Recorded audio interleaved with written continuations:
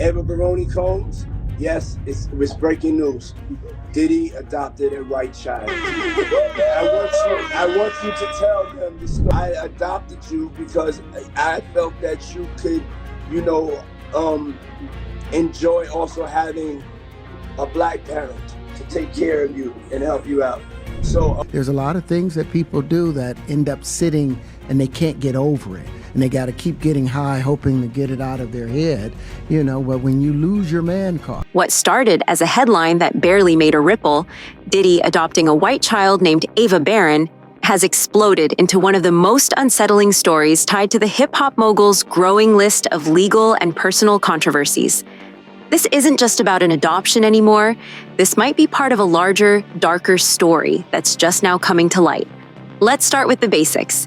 In 2020, right in the heart of the pandemic, Diddy went live on Instagram to introduce a new member of the Combs family, a young white girl named Ava. The moment was awkward, random, and oddly performative. He smiled into the camera and proudly said he adopted Ava to give her the chance to be raised by a black parent, to offer her guidance, love, and care that he felt she needed. Ava, in the video, looked unsure, her body language stiff, her expression difficult to read. She introduced herself as Ava Baron Combs. The live was filled with moments where she seemed coached or unsure of what to say, but most people didn't think twice. Maybe it was just nerves. Yeah. What was the consequences when you said no? Puffy invited me for weeks, asking me to come and teach him how to, you know, wanted me to be his acting coach for a while. Go there and he's sitting around just looking. I'm like, okay, what's the material you want to work on? He's just looking at me. Then next thing you know, okay, hey, will you help me? I want to hear your music. So I come over there and I play the music. And he's sitting there, just looking at me, like waiting. Okay.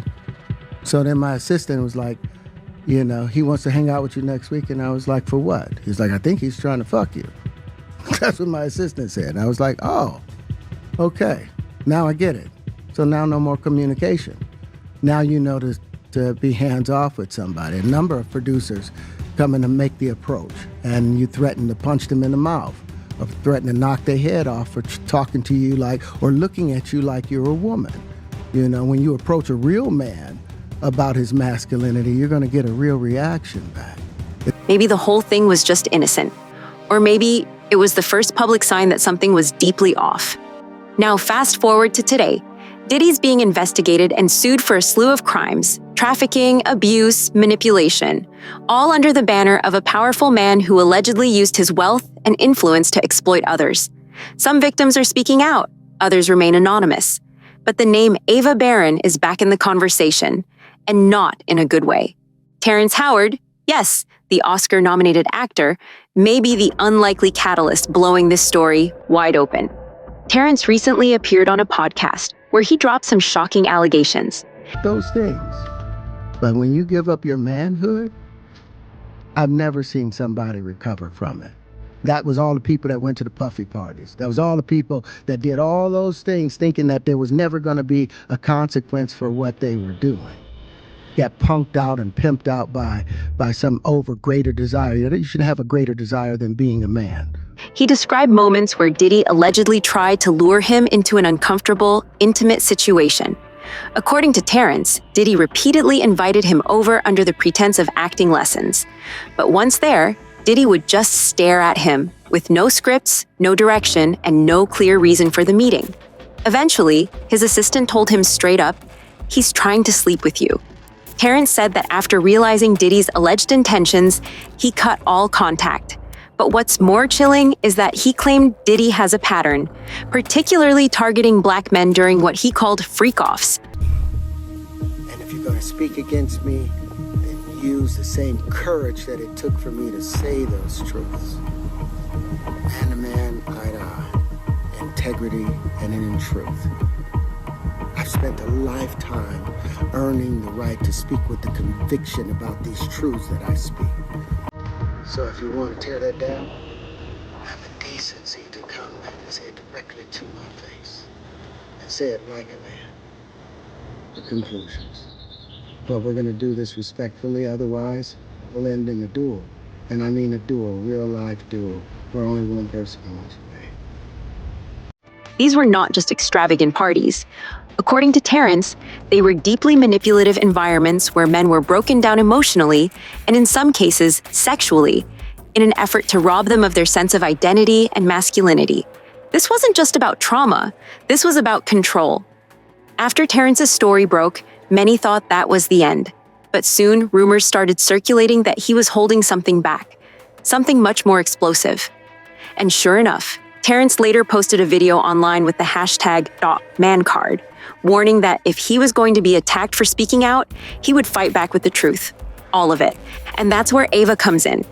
Terrence, insiders say, has more details involving Diddy and Ava, and they might be far more disturbing than what anyone expected.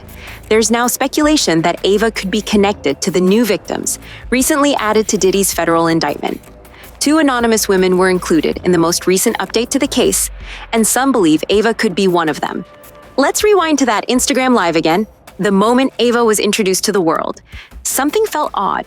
Diddy was proudly showing her off, but she wasn't interacting with his twin daughters, Jessie and Delilah, who, by Ava's own words, she enjoyed spending time with. Instead, she was surrounded by his sons. That detail, in hindsight, raised eyebrows, especially considering what's now known. Justin Combs was named in the Lil Rod lawsuit. My name's Ava. I'm a Scorpio. No. What's your last name? Ava Combs. What's your other last name? Ava Baron. Ava Baron Combs? Yes, it was breaking news. Diddy adopted a white child. I want you to tell them the story about how I adopted you. But you still have beautiful parents that you're my child also. Please tell the story. So, I was on the streets, and then Papa Combs decided that he would like to be a caring man. So then he saw me and decided to pick me up and said to come inside and play with his kids.